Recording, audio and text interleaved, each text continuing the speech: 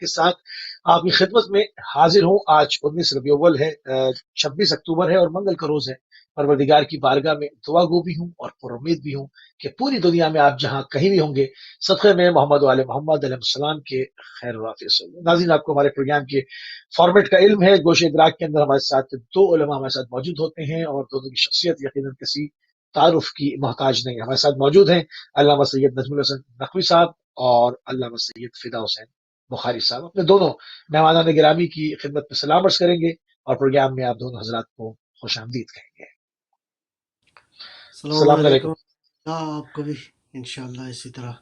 جی وعلیکم السلام ورحمۃ اللہ۔ جزاک اللہ قبلہ، جزاک اللہ، علیکم السلام۔ ناظرین، ہمارا آج کا موضوع جو رہے گا وہ اسلام میں سنت کی اہمیت رہے گا اور اس کو مختلف حوالوں کے ساتھ جو ہے وہ ڈسکس کیا جائے گا۔ اسلام میں سنت کی تعریف آخر کیا ہے، سنت اور حدیث میں جو ہے وہ کیا فرق جو ہے وہ ہمیں ملتا ہے، اور رسول اللہ صلی اللہ علیہ وآلہ وسلم کے علاوہ باقی معصومین کی سیرت بھی جو ہے وہ حجت ہے، اس کو بھی دیکھیں گے کہ کس طرح سے، اور اس کی دلیلیں کیا ہیں وہ بھی علماء آپ کے سامنے پیش کریں گے۔ اسلام میں قانون کے ماخذ جو ہے وہ کیا ہیں؟ کیا تنہا قرآن کافی ہے؟ کیونکہ کہا جاتا ہے کہ حسب اللہ کتاب اللہ کی بھی بازگشت ایک زمانے میں سنائی دی تھی، تو کیا واقعی میں قرآن تنہا کافی ہو سکتا ہے؟ اس پر بھی بات ہوگی۔ قرآن کی آیات جو پیغمبر اکرم کی صلی اللہ علیہ وآلہ وسلم کی سنت کو حجت سمجھتی ہیں، ان کی طرف بھی نظر کریں گے انشاءاللہ۔ پروگرام کا باقاعدہ آغاز کرتے ہیں توحیدی گفتگو کی طرف کے لیے علامہ سید نجم الحسن نقوی صاحب کی طرف بڑھتے ہیں۔ قبلہ سنت کی تعریف فرما دیں، ذرا طویلی گفتگو ہو جائے تاکہ ہم ہمارے اور ہمارے ناظرین کے اذان کے اوپر مزید اور ابواب روشن ہو جائیں تاکہ اور اس کے اوپر گفتگو کی جا سکے۔ بسم اللہ۔ اعوذ باللہ من الشیطان الرجیم، بسم اللہ الرحمن الرحیم۔ نستعین رب اشرح لی صدری ویسر لی امری واحلل عقدۃ من لسانی یفقہوا قولی، اما بعد۔ ماہ مبارک ربیع الاول کے حوالے سے بڑا اچھا ٹاپک ہے تاکہ انشاءاللہ ہم کسب فیض کر سکیں نبی اکرم صلوات اللہ صلی اللہ علیہ کی ذات مبارک سے۔ تو سنت میں عرض کروں کہ ظاہر ہے کہ نارملی اگر کسی لفظ کو دیکھنا ہو تو دو طرح سے ممکن ہے۔ ایک اس کے لغوی معانی ہیں، یعنی لٹرل میننگ اس کے کیا ہیں۔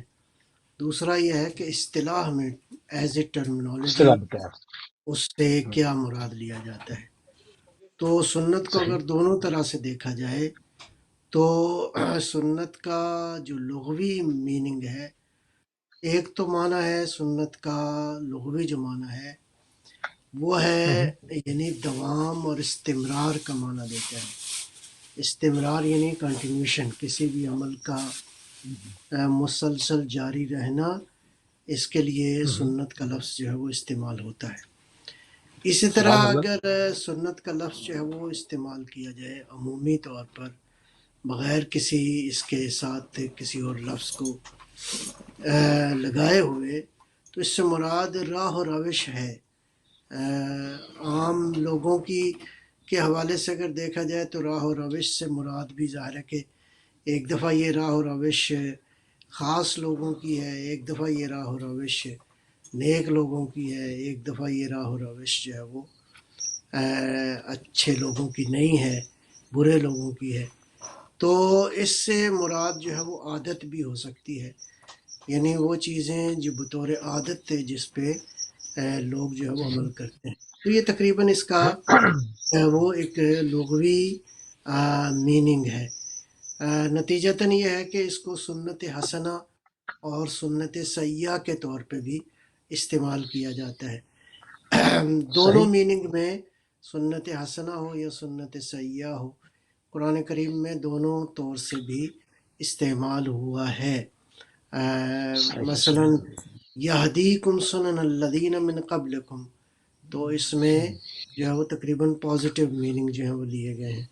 یا استعمال فرمایا، ارشاد فرمایا لا یؤمنون بہ وقد خلت سنت الاولین، تو اس میں جو ہے وہ نیگیٹو میننگ میں بھی استعمال کیا گیا۔ ایک روایت ہے امام محمد باقر علیہ السلام سے، ارشاد فرمایا من سن سنت عدل فتبع کان له مثل اجر من عمل بها من غیر ان ينقص من اجورهم شيء ومن من استنى بسنت سنت جور فتبع. اسی طرح فرمایا کہ اگر کسی نے ایک اچھی سنت، ایسی سنت جو عدل و انصاف پر مبنی ہے، ایک اچھی سنت کی بنیاد رکھی، اور اس کے بعد جو لوگ اس نیک سنت پر، اس نیک عمل پر، اس نیک روش پر عمل کریں گے قیامت تک، اس کا اجر جو ہے اس آدمی کے نامہ اعمال میں لکھا جائے گا. اور اس کے سبحان برعکس اللہ، اگر کسی نے کسی بری سنت کی بنیاد رکھی، کسی برے عمل کی بنیاد رکھی، تو اس اللہ برے سبحان عمل اللہ، پہ جتنے لوگ اللہ معاف کرے قیامت تک عمل کریں گے، تو یہ اس کی بازگشت جو ہے اس بندہ خدا کے نامہ اعمال میں ہوگی. تو نتیجتاً یہ ہے اللہ کہ اکبر، اس اعتبار سے جو ہے وہ سنت یہ معنی رکھتی ہے. لیکن اصطلاح میں ظاہر ہے کہ اصطلاح بھی مختلف لوگوں کی اصطلاح ہے. محدثین کی اصطلاح جو ہے خصوصاً اہل سنت کے جو محدثین ہیں، تو ان کے ہاں یہ اصطلاح استعمال ہوتی رہی ہے اور ابھی بھی ہو رہی ہے. وہ ہے نبی اکرم صلوات اللہ وسلم اللہ علیہ، صحابہ اور صلی اللہ علیہ وسلم، تابعین کے جو آثار ہیں، یہ ان کو سنت جو ہے وہ کہا جاتا ہے. لیکن امام شافعی نے جو معنی بیان کیا، اس میں جو ہے وہ سنت سے مراد جو ہے وہ نبی اکرم صلوات اللہ وسلم اللہ صلی علیہ اللہ کا علیہ قول، وسلم، فعل، اور جو ہے وہ صحیح، تقریر یعنی تائید. کسی عمل پہ پیغمبر نے روکا نہ ہو تو اس کو تقریر کہتے ہیں. لیکن صحیح، یہ تو معنی ہو گیا اہل سنت کے ہاں، محدثین کے نزدیک. شیعہ محدثین کے ہاں جو معنی مراد دیا جاتا ہے وہ ہے معصوم کا قول، فعل اور تقریر جو ہے اس پہ. البتہ سنت صحیح، یہ محدثین کے حوالے سے ہے. سنت کا معنی جو ہے وہ فقہ میں اور معنی دیتا ہے. فقہ میں جب کہتے ہیں نا فلاں چیز سنت ہے، تو یعنی مستحب ہے، یعنی اگر کریں گے تو اس کا ثواب جو ہے وہ ہے. اسی طرح سنت کے مقابلے میں ایک فقہی طور پہ ایک معنی پایا جاتا ہے جس کو بدعت کہتے ہیں. اور بدعت ظاہر ہے کہ وہ جو ہے اس کی اجازت نہیں ہے. پھر اسی طرح سنت جو ہے وہ اس کا معنی بعض علماء نے جو لیا ہے وہ صحابہ کے عمل کو لیا ہے، جیسے میں پہلے عرض کر چکا ہوں. نبی اکرم صلوات اللہ وسلم صلی اللہ اللہ علیہ، علیہ صحابہ، وسلم، تابعین، حتیٰ تبع تابعین جو ہے ان کے عمل کو بھی سنت جو ہے وہ کہا گیا ہے. تو بہرحال یہ جو ہے وہ اصطلاحی طور پر سنت کا ایک معنی پایا جاتا ہے. لہذا البتہ یہ ہے کہ ہمارے ہاں سنت کا معنی وہی ہے جو کہ معصوم. معصوم ظاہر ہے کہ ہمارے ہاں جو معصومین ہیں نبی اکرم صلوات اللہ وسلم اللہ صلی اللہ علیہ علیہ، اور وسلم، آپ کی سنت، آپ کی سیرت، آپ کے علم، آپ کے تمام تر کردار، آپ کے اخلاق، آپ کی شخصیت کے جو وارث ہیں وہ اہل بیت صلوات اللہ علیہم اجمعین ہیں. اللہ صلی اللہ ان میں وہ بے شک، ساری شرائط پائی جاتی ہیں جو کہ ایک ہادی میں، ایک راہبر میں، اور اس میں کوئی شک نہیں ہے کہ پیغمبر اکرم صلوات اللہ وسلم اللہ علیہ صلی اللہ علیہ وسلم، صلی اللہ علیہ خاتم وسلم، المرسلین ہیں، اور بے شک، شریعت خاتم جو ہے وہ آپ اللہ کی جانب سے لے کر آئے. یہ شریعت خاتم جو ہے اس کو پہنچانے اور اس کے باقی جو امور ہیں ان کو انجام دینے کے لیے اللہ نے جن ہستیوں کا انتخاب کیا وہ اہل بیت صلوات اللہ علیہم ہیں، اہل پیغمبر کے جو اہل بیت ہیں. نتیجتاً یہ ہے کہ اہل بیت کا قول، فعل، تقریر جو ہے وہ حجت ہے. اس اعتبار سے ہمارے ہاں سنت کا مفہوم جو ہے بطور اصطلاح جب ہم کہتے ہیں سنت، تو سنت سے مراد سنت پیغمبر نہیں بلکہ سنت معصوم ہے.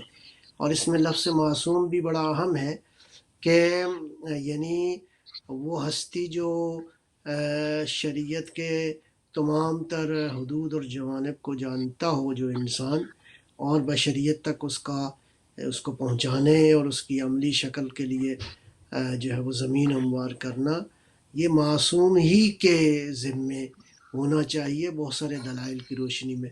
چونکہ ہدایت خود معصوم ہے تو ہادی بھی بے شک معصوم اللہ ہونا، معصوم لہذا ہونا چاہیے، ہم یہ سبحان کہتے ہیں اللہ۔ کہ اے پیغمبر اکرم صلوات اللہ سلام اللہ علیہ کے بعد باقی اہل بیت ہیں جنہوں نے دین اور شریعت کے بنیادی ترین جو رہنمائی کے اصول ہیں وہ فراہم کیے ہیں۔ اس میں پھر ایک بحث ہے، وہ انشاءاللہ پھر کے عرض کریں گے، بالکل صحیح۔ لیکن اشارتاً میں تذکر کرتا جاؤں، اور وہ یہ ہے کہ خود شریعت مقدسہ اسلام ظاہر ہے کہ اس کے بنیادی طور پر دو حصے ہیں احکام کے۔ ایک وہ احکام ہیں جو لا یتغیر ہیں، قیامت تک ان اللہ میں کوئی تبدیلی ہونے والی نہیں ہے، نہیں ہے۔ لیکن ایک حصہ وہ ظاہر ہے کہ ان احکام کا ہے، چونکہ انسانی تمدن میں، ہیومن سویلائزیشن میں مسلسل جو ہے وہ تغیر ہے، تبدل ہے، تو اس اعتبار سے انسان کی دینی مذہبی ضروریات میں ہر کچھ عرصے کے بعد جو ہے فرق جو ہے وہ آ رہا ہے، آتا رہے گا۔ تو اس تغیر کے ساتھ ضرورت ہے کہ احکام جو ہیں وہ اس انداز سے ہوں جو انسانوں کی مشکلات میں ان کی رہنمائی کریں۔ تو یہ اختصار کے ساتھ ہے، یہی میں عرض کروں۔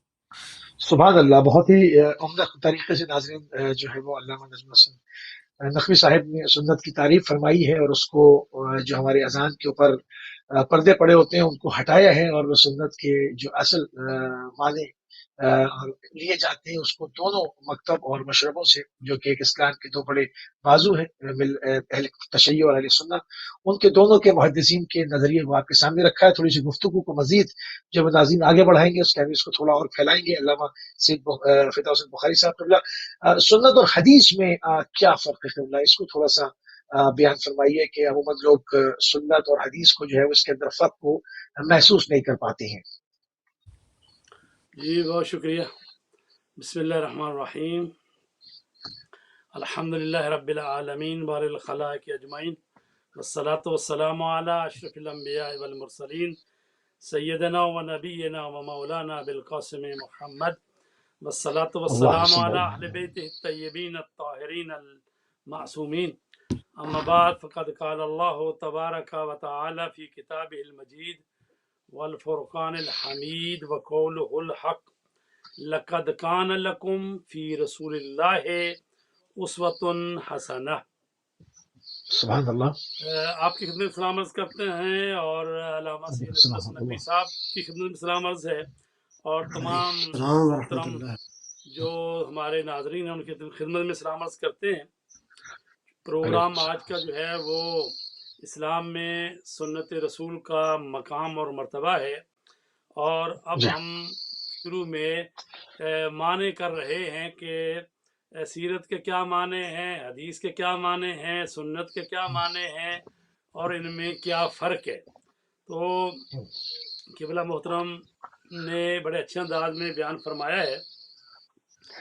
تو میں پہلے تو عرض کروں کہ لفظ سیرت اردو اور فارسی میں کہا جاتا ہے سیرت، تو یہ عربی لفظ ہے سیرہ، اور عربی زبان کے جس مادے اور فعل سے یہ بنا ہے اس کے لفظی معنی ہیں چلنا پھرنا، راستہ لینا، رویہ، طریقہ اختیار کرنا، روانہ ہونا، عمل پیرا ہونا، تو یہ اس کے معنی ہیں۔ اسی طرح سیرت کے معنی حالت، رویہ، طریقہ، چال، کردار، سبحان اللہ، خصلت اور عادت کے ہیں۔ اس سے اردو میں الفاظ بولے جاتے ہیں تعمیر سیرت، سیرت سازی، پختگی، نیک سیرت، بد سیرت، حسن سیرت، تو یہ الفاظات مختلف ہیں جو کہ بولے جاتے ہیں۔ اور لفظ سیرت جو ہے واحد کے طور پر اور بعض دفعہ اپنی جمع سیر کے ساتھ اہم شخصیات کی سوانح حیات اور اہم تاریخی واقعات کے بیان کے لیے استعمال ہوتا ہے، جیسا کہ سیرت النبی، سیرت علی مرتضیٰ، سیرت فاطمہ زہرا۔ تو اس کا مطلب یہ ہے کہ اس ہستی کی جو سوانح حیات ہے، یعنی ولادت سے لے کر شہادت تک یا وفات تک جو واقعات ہوئے ہوتے ہیں، چاہے انہوں نے خود کیے ہوں یا ان کے ساتھ واقعات پیش آئے ہوئے ہوں، تو کہتے ہیں کہ یہ उनकी सीरत पर मबनी ये किताब है मसलन।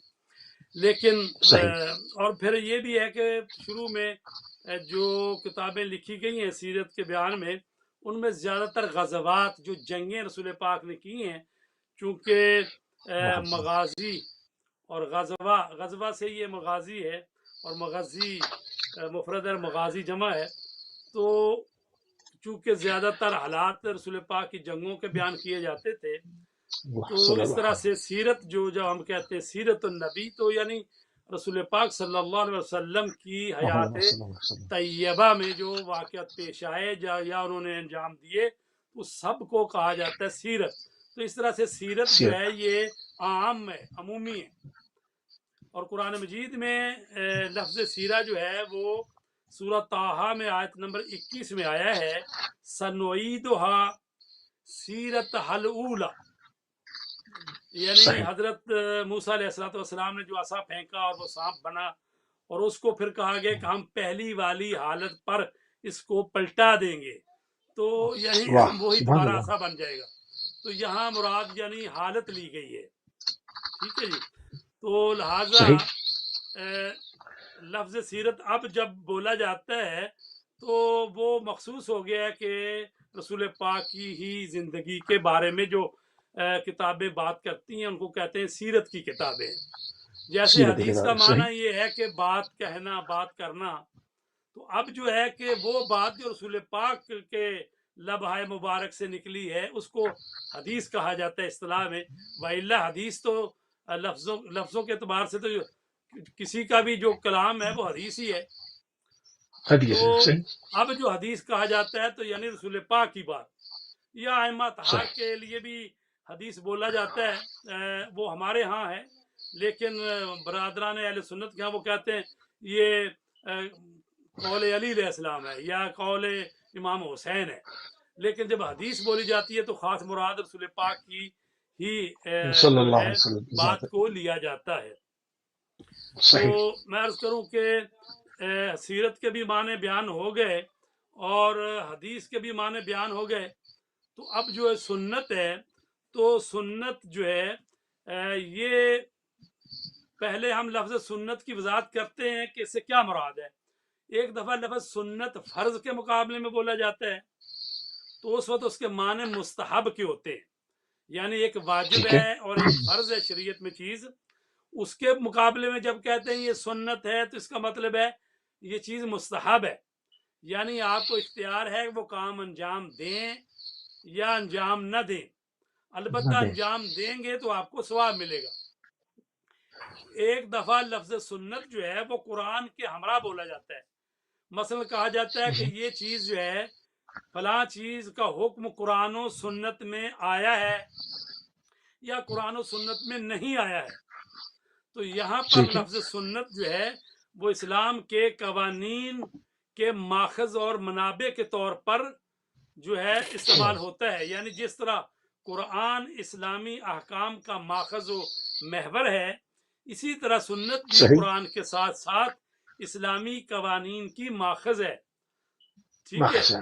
तो अब जब कहते हैं सुन्नत है तो इसका मतलब है जो इस्लाम के सोर्स हैं चार, एक है कुरान, दूसरा है सुन्नत, और तीसरा है अक्ल, और चौथा है इजमा, ठीक है। तो लिहाजा अल्लामा साहब ने वजाहत कर दी है कि जब हमारे यहाँ सुन्नत का लफ्ज़ बोला जाता है उससे मुराद सिर्फ रसूल पाक का कौल, फेल और तकरीर नहीं है, बल्कि आइम्मा तहार यानी जो 14 मासूम है, जनाब फातिमा ज़हरा भी उनमें शामिल है, अगर कोई इमाम नहीं है तो 14 मासूमीन जो हैं उनकी जो बात होती है उसको कहा जाता है सुन्नत।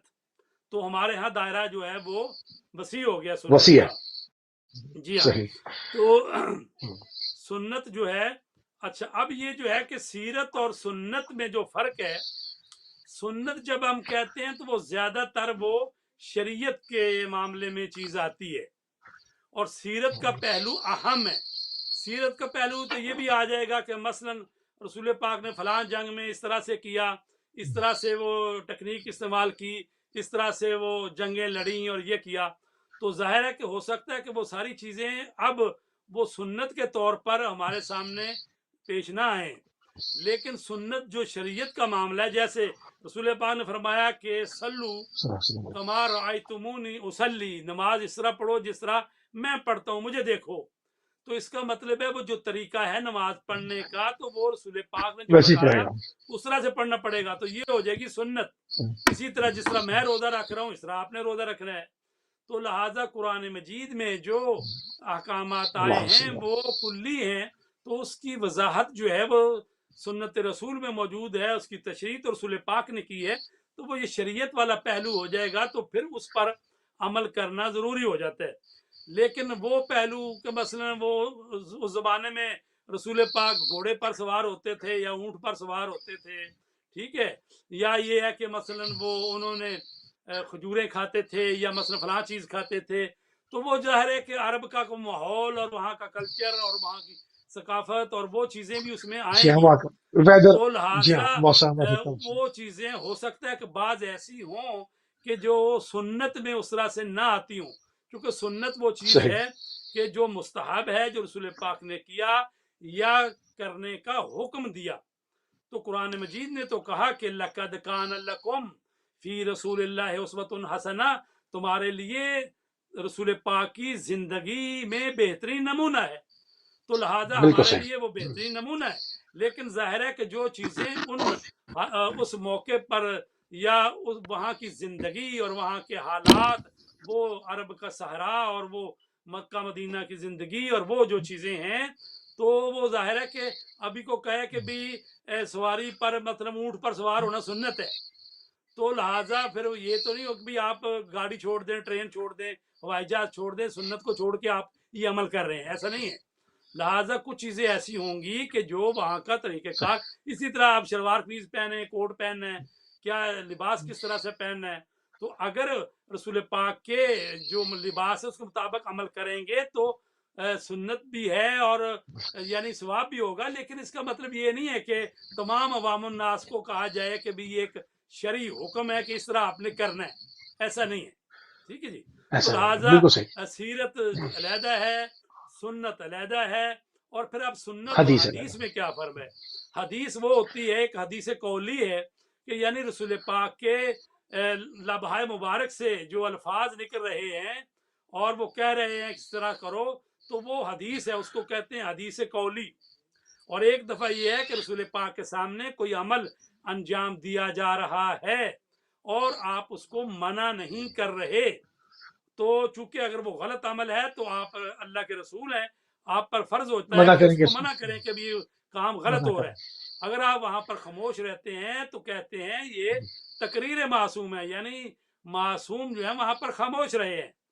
تو ایک دفعہ خاموش یہ رہیں. کام تائید ہے. ہے کہ الفاظ سے تو آپ نے نہیں کہا، لیکن عملاً اس کام کو انجام کر کے دکھایا، اس کو کہتے ہیں کہ وہ جو ہے تقریر معصوم تو وہ ہو گئی، اور یہ ہو گیا جناب عملی طور پر، یعنی قول معصوم جو الفاظ زبان سے ادا کیے، جی تو ہاں عمل فعل معصوم معصوم ہو جو گیا. کر کے دکھائیں.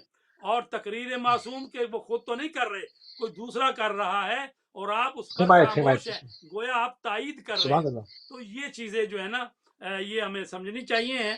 سبحان تو میں اللہ. عرض بہت کروں عمدہ. کہ جی، چونکہ بعض مسلمان جو ہے نا وہ صرف قرآن کو دین کا ماخذ اور حجت سمجھتے ہیں، لیکن رسول پاک کی ذات کو جو محبت وحی ہے کا ما حق اساس دین نہیں سمجھتے، اور وہ مقام و منزلت جو اسلام نے آپ کی صحیح. سنت کو عطا کی ہے اس کے پوری طرح قائل نہیں ہے، اور وہ کہتے ہیں حسبنا کتاب اللہ، ہمیں اللہ کی اس پہ بھی کتاب آتے ہیں قبلہ بھی. کافی ہے.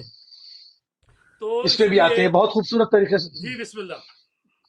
جی آغا جان بہت خوبصورت طریقے سے سنت اور حدیث اور ان تمام چیزوں کو جو ہے وہ آپ نے جداگانہ کر کے اس کے لغوی معنی بھی سمجھائے، اس میں جو ہے وہ اصلی تقاضوں کے اوپر بھی آپ نے اس پہ گفتگو فرمائی، اور اس زمانے سے اور آج کا تقابل ان تمام چیزوں کے اوپر جو ہے وہ گفتگو فرمائی.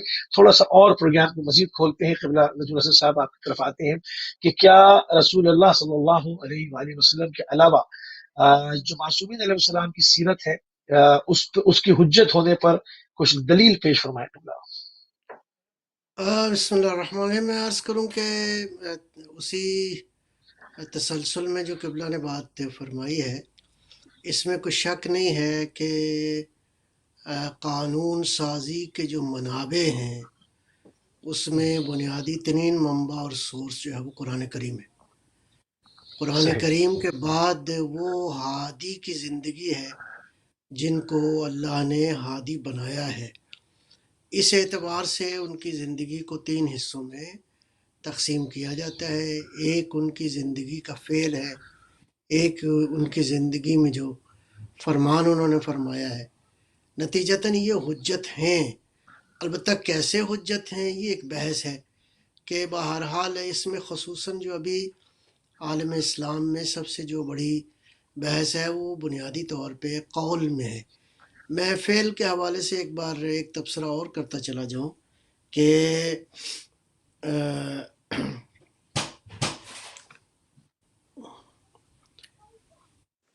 معذرت چاہتا ہوں ذرا تھوڑا سا.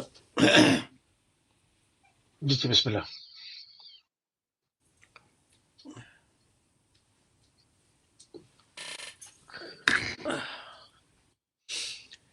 وہ یہ ہے کہ میں معذرت چاہتا ہوں، وہ یہ ہے کہ پیغمبر اکرم صلوات اللہ سلام اللہ علیہ اور اسی طرح دیگر جو معصوم ہیں ان کی زندگیوں کے حوالے سے ظاہر ہے کہ ان کی زندگی کے 2 پہلو ہیں. ایک ظاہر ہے کہ بحیثیت بشر ان کی زندگی جو ہے وہ جس معاشرے میں جس ماحول میں رہتے تھے تو نتیجتاً بحیثیت بشر ایک ہمیں تقسیم کرنا پڑے گی. نتیجتاً اگر کوئی بھی انسان کسی دوسرے تمدن میں، کسی دوسرے ماحول میں، کسی دوسرے کلچر میں رہتا ہے تو تمدنوں میں بہت فرق ہے. کھانے کے انداز مختلف ہیں، پینے اور پہننے کے انداز مختلف ہیں، سفر اور ٹرانسپورٹیشن کے جو ہے وہ انداز مختلف ہیں. تو اس اعتبار سے ہمیں سیرت کے وہ پہلو جو کہ بحیثیت ایک ہادی کے اور بشریت کے جو بنیادی تقاضے ہیں انہی کو ہمیں لینا ہے. آگے چلتے ہیں کہ جو اس وقت بنیادی طور پہ بحث ہے پورے عالم اسلام کے اندر وہ ہے بنیادی طور پر حدیث کے اوپر کہ یہ حدیث جو ہے یہ کس انداز سے ہمارے لیے منبع ہے، حجت، ہم اس حجت کے اوپر ہم عمل کر سکتے ہیں. جی صحیح. قبلہ کال ہمارے ساتھ. السلام علیکم ورحمۃ اللہ. السلام علیکم. وعلیکم السلام ورحمۃ اللہ. سب سے پہلے آپ سب موجودین کو بہت بہت اس ماہ مبارک کی مبارکباد پیش کرتے ہیں. اور ماشاء اللہ دونوں مولانا صاحب بہت اچھا بیان فرما رہے ہیں سنت کے بارے میں اور حدیث کے بارے میں. ماشاء اللہ اللہ تعالیٰ ان لوگوں کی توفیقات میں اضافہ فرمائے، صحت و تندرستی اور لمبی عمر عطا فرمائے. جزاک اللہ. مجھے دعا کروانی تھی اپنی والدہ صاحبہ کے لیے. وہ 2 دن سے کوما میں ہے اور تیسرا دن ہے اور ڈاکٹر نے کہا ہے کہ تیسرا دن ان کے لیے خطرہ، زیادہ خطرہ ہے. تو پلیز میری دعا کروا دیجیے پلیز. ٹھیک ہے میری بہن، میں بھی دعا کرواتا ہوں. جزاک اللہ. قبلہ ہماری سسٹر کی والدہ جو ہے وہ کومے میں ہیں اور تیسرا دن ان کے لیے بہت زیادہ ڈاکٹرز کہہ رہے ہیں خطرناک ہے، تو دعا فرما دیں بارگاہ محمد علیہ السلام شفا کلی کامل اور عاجل عطا فرمائے، شفا عطا فرمائے انشاءاللہ صدقہ اہل بیت علیہ السلام کا، خصوصاً امام زین العابدین علیہ السلام کی اس بیماری کا جو روز عاشور جو مشیت الہی کا تقاضا تھا اس کا واسطہ دیتے ہیں کہ پروردگار ان کی والدہ کو جو ہے وہ صحت کامل اور عاجل عطا فرمائے. جزاک اللہ. جزاک اللہ. اللہ صلی اللہ. جی قبلہ کنٹینیو کیجیے. تو میں عرض کر رہا تھا آپ کی خدمت میں کہ اب حدیث کے حوالے سے بہت سارے مباحث ہیں. میں یہاں پہ صرف اشارتاً گزروں گا اور بہت ساری آج کے دور میں علمی پہلو ایسے ہیں جو قابل توجہ ہیں، قابل غور ہیں. اور یہ یعنی میں عرض کروں کہ ظاہر ہے کہ حدیث ایک بہت بڑا منبع ہے، بہت بڑا سورس ہے حجیت کے حوالے سے، اور بحیثیت ایک مسلمان ہم کس طرح اس سے منبع سے جو ہے وہ استفادہ کریں. تو جو بنیادی ترین ایک بحث ہے وہ خود حدیث کے حوالے سے 2 طرح سے ہے. ایک حدیث کی سند کیا ہے اور دوسرا جو ہے وہ حدیث کا متن جو ہے وہ کیا ہے. غالباً کیا ہے قبلہ کال ہمارے ساتھ. جی ہاں کال ہمارے ساتھ. السلام علیکم ورحمۃ اللہ. السلام علیکم ورحمۃ اللہ. السلام علیکم ورحمۃ اللہ. ہلو السلام علیکم. جی علیکم السلام.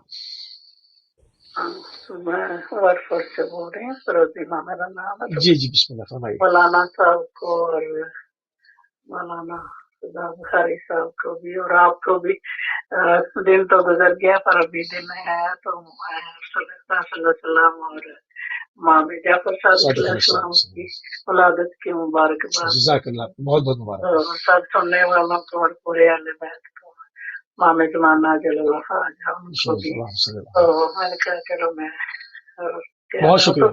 دونوں میں شامل رکھنا اور بیماروں کے لیے اور مرحوموں کے لیے دعا کرتے ہیں. بہت شکریہ. جزاک اللہ. پروردگار تمام جو ہمارے بیمار ہیں ان کو صحت کاملہ و عاجلہ عنایت فرمائے اور جو گزر چکے ہیں ان کو جواری معصومین جگہ عنایت فرمائے. قبلہ کنٹینیو فرمائے. تو میں عرض کر رہا تھا کہ بنیادی طور پر حدیث کی سند کیا ہے، اس پہ بنیادی بحث ہے. پھر حدیث کی اقسام اسی اعتبار سے ہو جاتی ہیں. پھر حدیث کا متن جو ہے وہ کس حد تک جو ہے اس پہ اعتبار کیا جا سکتا ہے. تو یہ بات جو ہے وہ موجود ہے. میں عرض کروں کہ بنیادی طور پہ منابع حدیث جو ہیں وہ ہمارے پاس جو اس وقت فرض کریں ہماری دسترس میں ہے. معمولاً برادران اہل سنت کے ہاں صحاح ستہ جو ہیں وہ معروف ہیں یا کچھ اور کتابیں بھی ہیں. ہمارے ہاں جو بنیادی کتابیں اس وقت موجود ہیں میں سمجھتا ہوں کہ ان کا ذکر کرنا مفید ہے. کتب اربعہ تو موجود ہیں. کافی ہے. کافی کے البتہ 3 حصے ہیں. ایک اصول کافی ہے، ایک فروع کافی ہے، ایک روزہ کافی ہے. تقریباً 16,000 حدیث اس کتاب کے اندر جو ہے موجود ہے. اسی طرح کافی کے بعد تہذیب الابصار ہے، اسی طرح من لا یحضرہ الفقیہ ہے، اور اسی طرح الاستبصار ہے. اس کے علاوہ جو کتب احادیث ہیں خصوصاً میں عرض کروں گا الوسائل الشیعہ الی تحصیل مسائل الشریعہ، مرحوم شیخ حر عاملی رضوان اللہ تعالیٰ علیہ نے یہ کتاب جو ہے وہ کمپائل کی. اس کے علاوہ المستدرک الوسائل ہے جو کہ شیخ محدث نوری نے اس کو کمپائل کیا. الوسائل میں 36,000 حدیث ہے. المستدرک میں 23,000 حدیث ہے. اسی طرح ایک حدیث کا ایک بہت بڑا سورس جو ہے وہ بہار الانوار ہے علامہ مجلسی کی. اسی طرح بہرحال ایک بڑا مفصل سلسلہ ہے. میں عرض کروں کہ یہ وہ سارے اقوال و فرامین ہیں جو نبی اکرم صلوات اللہ سلام اللہ علیہ اور آپ کی عطرت طاہرہ سے جو ہے وہ موجود ہے. یہ بہت بڑا سورس ہے. میں کہتا ہوں کہ کم از کم وہ لوگ جو کہ اہل بیت علیہم السلام کو اپنا آقا، اپنا مولا، اپنا رہبر سمجھتے ہیں پیغمبر اکرم کے بعد، بالآخر یہ وہ علوم کے وہ خزانے ہیں جن کو ایک بار کھول کے دیکھنے کی ضرورت ہے. ابھی تو جو تازہ ترین بہت ساری کمپائلیشن ہوئی ہیں جو تاریخ میں پہلے موجود نہیں تھی. مثلا ہر امام معصوم کے اقوال زرعی پر مشتمل جو ہے وہ علیحدہ سے کمپائلیشن ہوئی ہے. ایک کتاب جو ابھی اس وقت میرے پاس موجود ہے الموسوعہ لکلمات الامام حسین علیہ السلام. تقریباً 900 احادیث ہیں اس کتاب کے اندر جو کہ امام حسین علیہ السلام سے روایت ہے. اس میں عرض کروں کہ ایک حدیث ایسی بھی ہے جو 29 صفحے پر ایک حدیث ہے، 29 پیج پر ایک حدیث ہے، اور یہ کتاب بڑے سائز. تو اسی طرح اس کے علاوہ میزان الحکمہ ایک کتاب آئی ہے، تقریباً 23,000 حدیث اس میں ہے. تو میں عرض کروں کہ یہ ساری احادیث جو ہیں یہ ظاہر ہے کہ زندگی کے مختلف موضوعات پر، زندگی کے مختلف عملی پہلوؤں پر جن کو ہم اپنانے کے بعد اپنی انفرادی یا اپنی اجتماعی زندگی کو بہتر بنا سکتے ہیں، یہ بہت بڑے منابع ہیں. البتہ ظاہر ہے یہ ہر ایک آدمی کا کام نہیں ہے. جس طرح ہر علم کے، ہر فن کے ماہرین جو ہے وہ مختلف ہوتے ہیں، علوم و فنون کے ایک ہی آدمی تمام تر علوم و فنون کا ماہر نہ ہو سکتا ہے، نہ ممکن ہے، سوائے 14 معصوم کے جنہوں نے یہ دعویٰ کیا امیر المومنین علیہ السلام کا. معروف پوچھ لو مجھ سے جو پوچھنا ہے، میں زمین کی راہوں سے آسمان کی راہوں کو بہتر جانتا ہوں. تو یہ وہ دعویٰ کر سکتے ہیں سلونی کا، اس عالم بشریت میں کوئی شخص ایسا دعویٰ نہیں کر سکتا۔ نتیجتاً یہاں پہ بہت ہی احتیاط کی ضرورت ہے کہ علم حدیث ٹھیک، کو، قول معصوم کو سمجھنا، یہ ظاہر ماہرین فن کا کام ہے، یہ ماہرین کا کام ہے، اتنے بڑے خزانے سے جا کے موتی مونگے نکالنا۔ ہاں یہ بات بہت طے ہے، بہت واضح ہے، ہمارے ہاں یہ اصول کلی ہے کہ ہمارے ہاں کتاب معتبر نہیں ہے، کتاب صرف ایک ہی ہے جو معتبر بھی ہے، جو میزان ہے، جو کسوٹی ہے، جو معیار ہے، وہ ہے اللہ کی کتاب قرآن کریم، جس میں نہ کوئی تحریف ہوئی ہے نہ کوئی تحریف ہونے کا امکان ہے، جیسی نازل ہوئی تھی ویسی ہی ہماری دسترس میں موجود ہے۔ بائے بسم اللہ کی با سے لے کر والناس کی سین تک قرآن اپنی تمام تر عظمت اور تمام تر شوکت کے ساتھ موجود ہے۔ لہٰذا قرآن کریم معیار ہے۔ احادیث ممکن ہے حدیث قابل قبول ہو، ممکن ہے ماہرین کی نظر میں یہ حدیث قابل قبول نہ ہو، اس معیار کے صحیح، مطابق کہ اس حدیث کو قرآن کے بنیادی اصولوں پہ لے جاؤ، اگر یہ قرآن سے میل کھاتی ہے، اگر یہ حدیث قرآن کے مطابق ہے تو اس کو لے لو، ورنہ خود معصوم نے ارشاد فرمایا وَإِلَّا ضرب اس کو الجدار، ہاں علل جدار، کہ اس کو جدار دیوار میں۔ جدار پہ دے مارو۔ لہذا بنیادی ترین جو معیار، لیکن یہ کام اتنا سادہ نہیں ہے کہ ہر آدمی، ہر نوجوان آ کے کہے جی میں نے 10 حدیثیں پڑھ لی ہیں یا حدیث کی ایک کتاب پڑھ لی ہے، تو کسی ایک کتاب کے پڑھنے سے یہ فن نہیں آتا۔ ظاہر ہے کہ آج انٹرنیٹ کی دنیا کے اوپر کتابیں اس قدر بالکل صحیح، موجود ہیں، آیا ان صحیح، کتابوں کو پڑھ لینے کے بعد کوئی متخصص ہو جاتا ہے؟ آیا کوئی شخص خالی انٹرنیٹ پہ پڑھے اور ڈاکٹر بن جائے گا؟ آیا ٹھیک، وہ کنسلٹنٹ بن بالکل جائے ایسے ہی گا؟ ہے۔ نہیں، ایسا ممکن نہیں ہے۔ اس کے لیے ضروری ہے کہ خاص طریقہ کار سے، ایک خاص روش کے ساتھ اس علم کو حاصل کیا جائے اور اس کے بعد اس میں مہارت حاصل کی جائے، تاکہ انسان کی جو علمی سبحان اللہ، پیاس اس کو بجھایا جا سکے۔ بہت ہی خوبصورت انداز میں آپ نے رسول کریم صلی اللہ علیہ وآلہ وسلم اور ائمہ معصومین علیہ السلام کی جو قول فعل ہے، جو سیرت ہے، اس کے اوپر حجت کے اوپر ادلہ پیش کیے، اور تھوڑا سا تیزی کے ساتھ آگے بڑھیں گے۔ ٹائم ہمارے پاس ناظرین جو ہے وہ 14 منٹ موجود ہیں، ہم چاہیں گے کہ تیزی کے ساتھ آگے بڑھیں اور زیادہ سے زیادہ سوالوں کا پروگرام کا حصہ بنائیں۔ قبلہ علامہ فدا حسین بخاری صاحب کے تنہا قرآن کافی ہے، جہاں پر آپ نے گفتگو روکی تھی، کیونکہ ایک بڑے معروف بزرگ ہیں، انہوں نے حسبنا کتاب اللہ کا نعرہ لگایا تھا، تو اس کو ذرا اس پر نقاشات فرما دیں کہ کیا تنہا قرآن کافی ہو سکتا ہے امت کی نجات کے لیے؟ یہ ہم عرض کر رہے تھے کہ جو لوگ رسول پاک کے قول، فعل اور تقریر جو کہ مجموعاً سنت کہلاتی ہے اس کو اہمیت نہیں دیتے، بلکہ یہ کہتے ہیں کہ رسول پاک کا کام تھا کہ اللہ کا پیغام بندوں تک پہنچا دیں، وہ انہوں نے پہنچا دیا۔ گویا کہ نعوذ باللہ وہ کہتے ہیں وہ ایک پوسٹ مین کی حیثیت رکھتے تھے کہ اللہ کا پیغام اس کے بندوں تک پہنچا دیا۔ اور جو قرآن مجید کی آیتیں ہیں وہ آتی اللہ و آتی الرسول، اس کو بھی کہتے ہیں کہ یہ بھی جو اطاعت کی بات ہے رسول پاک کی زندگی اور حیات تک محدود ہے، تو لہٰذا رسول پاک کی رحلت کے بعد بھی جو ہے وہ اسی طرح اس کو ماننے کے لیے تیار نہیں ہے۔ بہت سارے اپنے آپ کو اہل قرآن کہتے ہیں قرآن کو ہی ہم مانتے ہیں، چونکہ حدیث جو ہے وہ تو صحیح اور قطعی الصدور اور وہ تو بہت ہی کم ہیں، اور حدیثیں جو ہیں وہ تو ان سے ظن ہی حاصل ہوتا ہے، یقین تو حاصل ہوتا نہیں ہے کہ جس پر ہم عمل کریں۔ تو لہٰذا یہ رسول پاک کی عظمت کی اس طرح سے قائل نہیں ہے جس طرح قرآن پاک نے بیان کی ہے۔ حالانکہ رسول پاک صلی اللہ علیہ وسلم کی وہ ہستی ہے کہ جن کی ذات پر سب سے زیادہ اعتماد کرنا پڑے گا، اور ان کی رسالت پر ایمان لانے سے پہلے بھی ان کو صادق القول ماننا پڑے گا، کیونکہ انہی کی زبان اقدس کی تصدیق سے قرآن بنتا ہے، اور حدیث قدسی بنتی ہے، اور انہی کی گفتگو جو ہے وہ حدیث قرار پاتی ہے، کیونکہ ان کے متعلق قرآن مجید نے جب کہہ دیا وَمَا يَنْطِقُ عَنِ الْهَوَىٰ إِنْ هُوَ إِلَّا وَحْيٌ يُوحَىٰ، یہ میرا نبی تو بولتا ہی نہیں ہے مگر وہی جو وحی کہتی ہے۔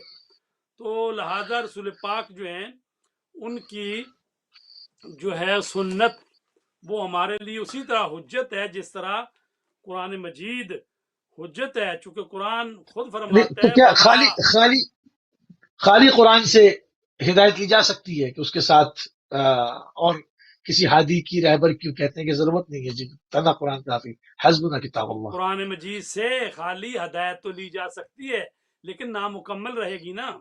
مطلب ہے ویسے تو وہ اگر جی قرآن جی بھی نہ ہو تو انسان کو اللہ تبارک تعالیٰ نے عقل دی ہوئی ہے، تو عقل سے وہ یہ تو سمجھتا ہے اس کائنات کا کو خالق ہے کو مالک ہے، تو اتنی تو جو ہدایت ہے وہ جو ہدایت باطنی جو انسان کی سرشت میں ہے جو فطرت سلیم پر ہے، اتنی ہدایت تو اس کو مل جاتی ہے نا. پھر بھی نبی نہ بھی آئے ہوں جی تو وہ اپنے رب کو تو پہچانتا ہی ہے نا. واللہ جو دہریہ ہے اس سے بات کریں گے کہ جی قرآن جو ہے اس سے آپ کو بتاتے ہیں تو وہ کہے گا میں تو نہ آپ کے رسول کو مانتا ہوں نہ قرآن کو مانتا ہوں. تو لہٰذا اس سے تو عقل سے ہی بات کرنی پڑتی ہے نا. تو لہٰذا پہلی ہدایت تو عقل ہی دیتی ہے. اس کے بعد یہ ہے کہ صحیح ہے. قرآن مجید جو ہے یہ کلیات بتاتا ہے، تو اس کی تفصیل اور تشریح اور تفصیل یہ رسول پاک نے کرنی ہے، چونکہ قرآن فرماتا ہے وما انزلنا علیک الکتاب الا لتبین لهم الذی اختلفوا فیہ، اور ہم نے جو آپ پر کتاب نازل کی ہے تو اس کو آپ نے ہی اس کی وضاحت دینی ہے اور وہ جو اختلافات ہیں ان کو آپ نے مٹانا ہے. تو لہٰذا رسول پاک کو پر اگر یعنی ان کی سنت کو نہیں مانیں گے تو قرآن بھی پوری طرح صحیح معنی میں سمجھ نہیں آ سکتا. چونکہ حاکم الصلاۃ ہی کہہ دیکھ لیں کہ قرآن میں نماز پڑھو اور اس میں سنت آپ نہ لیں تو کیسے نماز پڑھیں گے؟ نماز کھڑے ہو کر کے پڑھنی ہے، ہاتھ چھوڑ کے پڑھنی ہے، رکوع کیسے کرنا ہے، سجدہ کیسے کرنا ہے، یہ 20 مسائل ہیں جو ہے تو وہ کس نے بتائے ہیں؟ رسول پاک نے بتائے ہیں نا. تو قرآن سے تو بالکل خالی صحیح. 2 رکعت نماز بھی نہیں سمجھ میں آئے گی. تو لہٰذا یہ جو ہے قرآن کے ساتھ سنت جو ہے وہ ضروری ہے. سوال ہمارا یہ تھا کہ آیا پاک کی سنت تو قرآن نے کہ بھئی رسول پاک کی زندگی تمہارے لیے نمونہ ہے، وما آتاکم الرسول فخذوہ، جو میرا رسول دے دے اس کو لے لو اور جس سے روکے اس سے رک جاؤ. یہ تو قرآن مجید نے رسول پاک کی تو گارنٹی دے دی. اب اہل بیت اور ائمہ اطہار جو ہیں ان کی سنت اور سیرت ہمارے لیے کیسے حجت ہو. بات یہ تھی کہ جب ہم نے سنت کو دی ہے وسعت کہ بھی رسول پاک کا ہی قول و فعل اور تقریر حجت نہیں ہے بلکہ باقی جو ائمہ اطہار ہیں ان کی بھی سنت اور سیرت حجت ہے، تو اس کی دلیل پوچھتا ہے نا سوال کرنے والا کہ آپ کے پاس کیا دلیل ہے کہ بھئی یہ سنت کا دائرہ اتنا وسیع ہو گیا ہے. اب وہاں پر بات آئے گی. پہلی بات تو یہ خود قرآن مجید نے کہا اطیعوا اللہ واطیعوا الرسول واولی الامر منکم، اللہ کی اطاعت کرو اس کے رسول کی اور اولی الامر کی. تو اس اولی الامر میں جو تفصیل ہوئی ہے تشریح ہوئی ہے ائمہ سے رسول پاک سے، تو یہ اولی الامر جو ہیں وہ 12 ائمہ ہیں، وہ ہیں اولی الامر جن کی اطاعت ہم پر فرض ہے. تو ظاہر جو کچھ اچھا کہیں اس گے وقت ان کی اطاعت. اور اس کے علاوہ پھر یہ ہے قرآن اس وقت مجید کچھ نے بنائے اوت گئے. العلم کی بات کی ہے. قرآن مجید نے وارثان علم کی بات کی ہے. وہ اوت العلم کون ہے، وہ وارثان علم کون ہے، وہ راسخون فی العلم کون ہے. وہ سبحان سب کی اللہ. سب جو آیتیں ہیں وہ اہل بیت اطہار کی شان میں ہیں. اسی طرح جو آیت تطہیر ہے وہ اہل بیت اطہار کی شان میں. تو علم بھی ان سبحان کے اللہ. پاس ہے، عصمت بھی ان کے پاس ہے. اور رسول پاک کی جو حدیث مشہور حدیث ہے سنی شیعہ سب مانتے ہیں اور متفق علیہ حدیث ہے کہ انی تارک فیکم الثقلین کتاب اللہ و اطرتی اہل بیتی ما ان تمسکتم بہما لن تضلوا بعدی. تو میں تمہارے درمیان 2 چیزیں چھوڑ کر جا رہا ہوں. رسول پاک نے فرمایا ایک اللہ کی کتاب اور ایک میری اطرت اہل بیت، اور ان دونوں کے دامن سے تم کو متمسک ہونا ہے. اور یہ دونوں قرآن اور اہل بیت ایک دوسرے سے جدا نہیں ہوں گے یہاں تک کہ حوض کوثر تک قیامت کے دن میرے پاس پہنچ جائیں. اور میں تمہاری گارنٹی دیتا ہوں کہ تم ہرگز گمراہ نہیں ہو سکتے جب تک قرآن اور اہل بیت کا دامن تھامے رکھو گے. تو لہٰذا رسول پاک کے لیے اللہ نے کہا یہ اس کی زندگی میں تمہارے لیے نمونہ ہے. رسول پاک نے کہا کہ میرے بعد قرآن اور اہل بیت اور ائمہ اطہار جو ہیں یہ تمہارے لیے نمونہ عمل ہیں. اور خود ائمہ نے بھی کہا کہ ہماری زندگی صحیح. تمہارے اچھا لیے نمونہ ہے. تو امام میں کچھ عرصے حسین تو نے بھی بنائے کہا. گئے، جی کچھ عرصے تو بنائے گئے اگر کہ اہل بیت کی ضد میں کچھ اولو الامر بنا کے تاریخ میں ہمیں ملتا ہے پیش کیے گئے، مگر پھر کچھ عرصے کے بعد وہی سلسلہ ٹوٹ گیا. اور اگر ہم آج سوال کریں امت سے کہ جو بنائے تھے وہ سلسلہ کہاں ہے اور آج آپ کا اولو الامر کون ہے، اور جو شب بارات ہے اس میں جو باقاعدہ روح القدس اترتی ہے اور وہ ان تمام چیزوں کے اللہ کے امر کو لے کر آتی ہے، تو کس پر لے کر آتی ہے، تو کیا جواب دیں گے؟ اگر صاحب یہ پھر بحث چلی جائے گی اولو الامر میں کون ہے، اس پر تو ایک پورا پروگرام علیحدہ ہونا چاہیے. اولو مختصراً الامر کون ہے، مختصراً اس کے مصداق کون ہے. ابھی آج چل چونکہ بات ہو رہی ٹھیک ہے ہے سنت رسول کی کہ سنت ٹھیک ہے رسول، پہلے تو سنت کو ہم نے سمجھ لیا، پھر سنت رسول کی اہمیت کیا ہے اور رسول پاک کی سنت کا دائرہ کار کیا ہے. تو اس کے حیثیت سے یہ ہے کہ قرآن مجید میں ہے لَقَدْ مَنَّ اللَّهُ عَلَى الْمُؤْمِنِينَ إِذْ بَعَثَ فِيهِمْ رَسُولًا من انفسهم يتلو عليهم آیاته ويزكيهم ويعلمهم الكتاب والحکمہ وإن كانوا من قبل لفی ضلال مبین.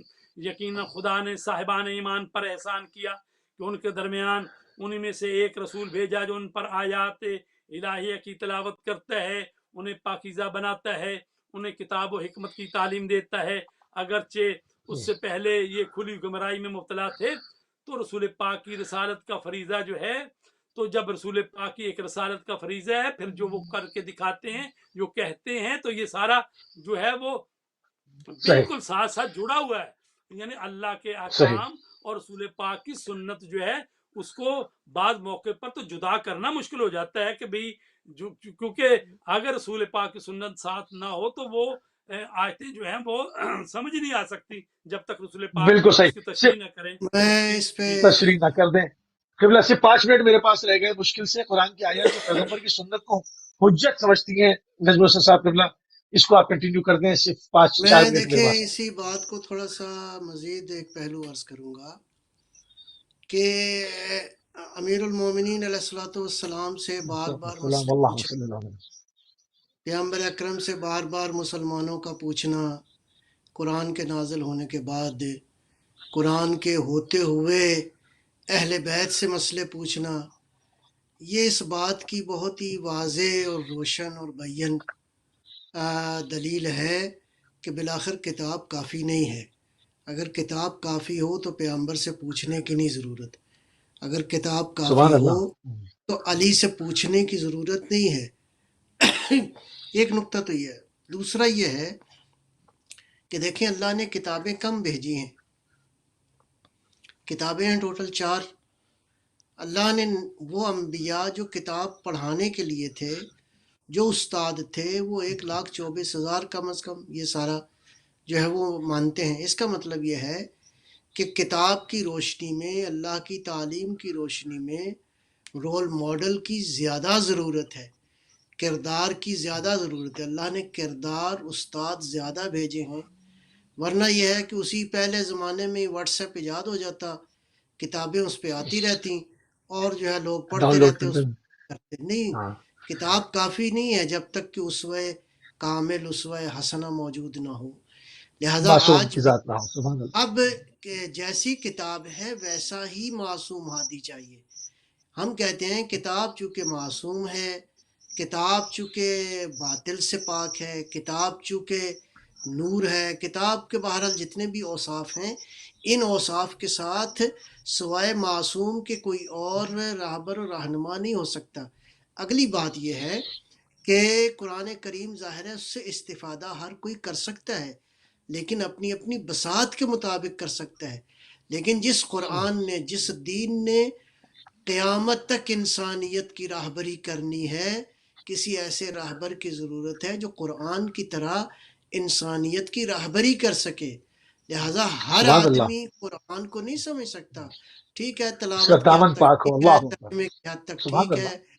ہے، تفاسیر جو علماء نے لکھی ہیں قابل تعریف ہیں، لیکن قرآن کے حقائق کو ہر کوئی سمجھ سکتا ہے. قرآن کا ظاہر ہے، قرآن کا باطن ہے، باطن کا باطن ہے، باطن کا باطن ہے. اس باطن کی سرحدیں ہیں، ان کی پھر سرحدیں ہیں. تو یہ قرآن کریم اپنے ان 70 بواطن کے ساتھ یا ان لامحدود بواطن کے ساتھ کیسے عام بشر کے سینے میں سما سکتا ہے؟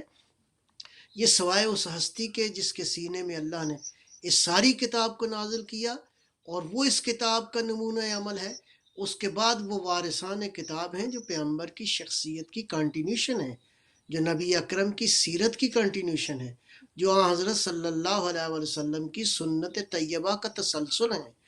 وہ مولا علی علیہ السلام ہیں، وہ فاطمہ زہرا ہیں، وہ امام حسن مجتبیٰ ہیں، وہ کربلا کے سردار حضرت امام حسین علیہ السلام ہیں، تا حضرت مہدی صلوات اللہ وسلم اللہ علیہ۔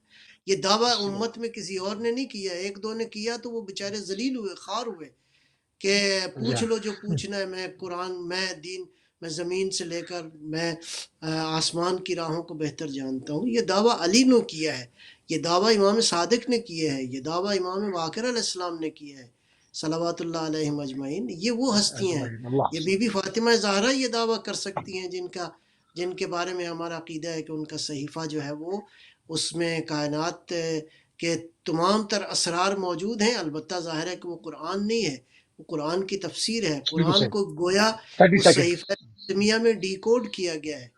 یہ فاطمہ زہرا یہ دعویٰ کر سکتی ہیں کہ میں زمین کی راہوں سے آسمان کی راہوں کو بہتر جانتی ہوں۔ سبحان اللہ، جزاک اللہ۔ لہٰذا یہ ہے کہ اس کتاب کے ساتھ استاد کی ضرورت ہے، اسوہ کامل کی ضرورت ہے، علم کے بحر بے کراں کی ضرورت ہے، اس سینے کی ضرورت ہے جس کا سینہ بحر بے کراں ہو، جس کا سینہ علم کا بحر زخار ہو، ٹھاٹھے مارتا ہوا سمندر ہو، جس کی گہرائی کو انسان پا نہیں سکتا، جس کی وسعتوں کو انسان چھو نہیں سکتا، ادراک نہیں کر سکتا۔ جس طرح قرآن ہے اسی طرح صاحب قرآن اور وارث قرآن ہے۔ قرآن ہم جزاک اللہ قبلہ دونوں اپنے مہمانان گرامی کے انتہائی مشکور ہیں اور انتہائی ممنون ہے۔ علامہ سید فدا حسین بخاری صاحب اور علامہ نجم الحسن نقوی صاحب نے پروگرام میں حصہ لیا، اور آپ دیکھ رہے تھے گوش ادراک پیغمبر صلی اللہ علیہ وسلم کی اسلام میں جو ہے وہ سنت کی جو اہمیت ہے اس کے اوپر